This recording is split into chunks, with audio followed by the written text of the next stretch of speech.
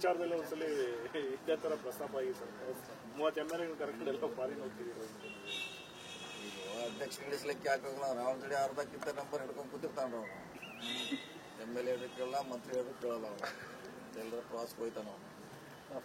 ಕಷ್ಟ ಮಂತ್ರಿ ಹಿಡಿಸೋದೇನ ನಿಮ್ದು ಟ್ರಿಪ್ಪೇ cancel ಮಾಡಿಸಿದ್ರಲ್ಲ sir, ಎಲ್ಲ ಫಾರಿನ್ ಟ್ರಿಪ್, ದುಬೈಗೆಲ್ಲ ಮೈಸೂರು ಟ್ರಿಪ್ ಹೊಟ್ಟಿದ್ವಿ ಅಷ್ಟೇ. ದುಬೈಗೆ ಹೊಂಟಿಲ್ಲ, ಮೈಸೂರಿಗೆ ಹೋಗ್ತಾ ಇದ್ವಿ ಅಷ್ಟೇ. ಟ್ರಿಪ್ ಮಾತ್ರ ಪ್ಲಾನ್ ಏನಿದೆಯಾ ಸರ್? ಹೋಗ್ತಾನೆ ಇರ್ತಲ್ಲ, ನಿಮ್ಗೆ ಹೇಳ್ರ ಮತ್ತೆ ನೀವು ಮದುವೆ ಮಾಡ್ತಾ ನಾವು ಸುಮ್ಮನೆ ಹೋಗ್ತಾನೆ ಇರ್ತೀವಿ. ಅದೆಲ್ಲ ಬೆಳಗಾವಿಗೆ ಬಂದ ಗೋವಾಕಾರ ಒಂದು ಟ್ರಿಪ್ ಕರ್ಕೊಂಡು ಹೋಗ್ಬಿಡಿ ಅಂತ ನಮ್ಮ MLAಗಳೆಲ್ಲ ಸುತ್ತಾಗ್ತಾನೆ ಇರ್ತೀವಿ. ಮತ್ತೆ ನಿಮಗೆ ಹೇಳಿದ್ರೆ ಮತ್ತೆ ಕ್ಯಾನ್ಸಲ್ ಆಗಿತ್ತು. ಸಂಖ್ಯೆ ಜಾಸ್ತಿ ಆಗ್ತಾ ಇದೆಯಾ ಅಂತ ಟ್ರಿಪ್ಗಳಲ್ಲಿ? ಇಲ್ಲ, ಬೆಳಗಾವಿಗೆ ಹೋದಾಗ ಆ ಸಂಖ್ಯೆ ಬೇರೆ, ಈ ಕಡೆ ಮೈಸೂರಿಗೆ ಹೋಗೋ ಸಂಖ್ಯೆ ಬೇರೆ. ಕಡಿಮೆ ಸಂಖ್ಯೆ ಇರಬೇಕಲ್ಲ, ಹೆಚ್ಚು ಸಂಖ್ಯೆ ಆದ್ರೆ ಪ್ರಾಬ್ಲಮ್ ಆಗುತ್ತೆ. ಸಂಖ್ಯೆ ಮೇಲೆ ಡಿಪೆಂಡ್ ಅಲ್ವಾ? ಏನಿಲ್ಲ, ನಾವು 136 ಇದ್ದೀರಿ. ಈಗ ಎಷ್ಟಾಯ್ತು? 38 ಆಯ್ತು. 2 ಹೆಚ್ಚಾಗಿದೆ ನಮ್ಮ ಶಕ್ತಿ. ಈಗ ಎಲ್ಲರೂ ಒಗ್ಗಟ್ಟಾಗಿದೆ. JDS ಇಂದ ಕರ್ಕೊಂಡ್ ಬರ್ತೀನಿ ಅಂತ ಹೇಳ್ತಾರಲ್ಲ, ಅದು ಬೇರೆ ವಿಚಾರ. ಅದ್ರ ಬಗ್ಗೆ ನಿನ್ನೆ ಹೇಳಿದೆ, ಅದ್ರ ಬಗ್ಗೆ ನಮ್ಗೆ ಗೊತ್ತಿಲ್ಲ ಅಂತ. ಅದ್ರ ಬಗ್ಗೆ ಐಡಿಯಾ ಇಲ್ಲ. ಎಲ್ಲ ಸಿಗ್ತಾರಲ್ಲ ಸರ್ ಬೆಳಗಾವಿಲಿ, ನಿಮ್ಮೂರಲ್ಲೇ ಸಿಗ್ತಾರಲ್ಲ ಸರ್, ಎಲ್ಲ ಒಂದು ಟ್ರಿಪ್ ಗೋವಾ ಟ್ರಿಪ್ ಮಾಡಿಸ್ಬಿಡಿ ಸರ್. ಅದೇ ಅವ್ರು ತಮ್ಮ ಪ್ರೈವೇಟ್ನಾಗ ಹೋಗ್ತಾರೆ. ನೀವು ಯಾರು ಹೇಳಿದಕ್ಕೂ ಅವ್ರು ಹೋಗೇ ಹೋಗ್ತಾರೆ. ಇಲ್ದಾಗ ಮಾಡಿಸೋಣ.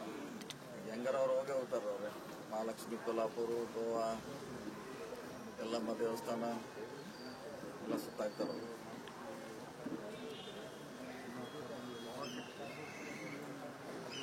ಗ್ಯಾರಂಟಿ ಏನು ಸರ್? ನೀವು ಕೂಡ ಹಿಂದೆ ಹೈಕಮಾಂಡ್ ನಾಯಕರಿಗೆ ಭೇಟಿಯಾದಾಗಲೂ ಪ್ರಸ್ತಾಪ ಮಾಡಿದ್ರಿ, ನಿಮ್ಮ ಶಾಸಕರುಗಳು ಕೂಡ ಹೇಳ್ತೀನಿ ಸ್ವಲ್ಪ ಕಡಿಮೆ ಮಾಡಿಲ್ಲ. ನಾವು ಯಾರೇ ಏನು ಹೇಳಿದ್ರು, ಶಾಸಕರು ಅಥವಾ ಯಾರೇ ಹೇಳಿದ್ರು, ಸರ್ಕಾರ ಸ್ಪಷ್ಟವಾಗಿ ಹೇಳಿದೆ, ನಾವು ಅದನ್ನ ಮುಂದುವರಿಸ್ತೀವಿ. ಇವೆಲ್ಲ ಹಂಗೆ ಚರ್ಚೆ ಇದ್ದೇ ಇರ್ತೈತಿ. ಇದು ನನಗೆ ಹಂಗಾಯ್ತು, ನಿನಗೆ ಹಿಂಗಾಯ್ತು ಚರ್ಚೆ. ಆದರೆ ಸರ್ಕಾರ ಸ್ಪಷ್ಟವಾಗಿ ಹೇಳಿದೆ, ನಾವು ಯಾವ ಕಾಲಕ್ಕೂ ಗ್ಯಾರಂಟಿಗಳನ್ನ ಹಿಂಪಡೆಯೋಲ್ಲ. ಸೊ ಅದನ್ನ ಇಟ್ಟೇ ಮುಂದೆ ಏನೋ ಚರ್ಚೆ ಏನಿದ್ರು ಅದನ್ನ ಇಟ್ಕೊಂಡೇನೆ ಬದಲಾವಣೆ ಆಗೋಲ್ಲ ಅನ್ನೋ ದೃಷ್ಟಿಯಿಂದನೇ ನಾವು ಮಾತಾಡೋದು ಹೊರತಾಗಿ ಬದಲಾವಣೆ ಆಗುತ್ತೆ. ಶಾಸಕರಿಗೆ ಅನುದಾನ ಸಮಸ್ಯೆ ಆಗ್ತಾ ಇದೆ, ಸಾಕಷ್ಟು ಶಾಸಕರು ಹೇಳ್ತಿದ್ದಾರೆ. ಆದರೂ ಕೂಡ ಇದು ಸಬ್ಜೆಕ್ಟ್ ಟು ಕಂಡೀಷನ್ ಇದನ್ನು ಬಿಟ್ಟು ಏನಾರ ಮತ್ತೆ ಹೊಸ ಮೂಲಗಳು ಸೋರ್ಸು ಹುಡುಕಿ ಜಾಸ್ತಿ ಮಾಡುವಂಥ ಪ್ರಯತ್ನ ಮಾಡಬೇಕು. ಅದು ಮುಂದಿನ ಬಜೆಟ್ನಲ್ಲಿ ಹೆಚ್ಚು ಅವಕಾಶಗಳು ಸಿಗಬಹುದು.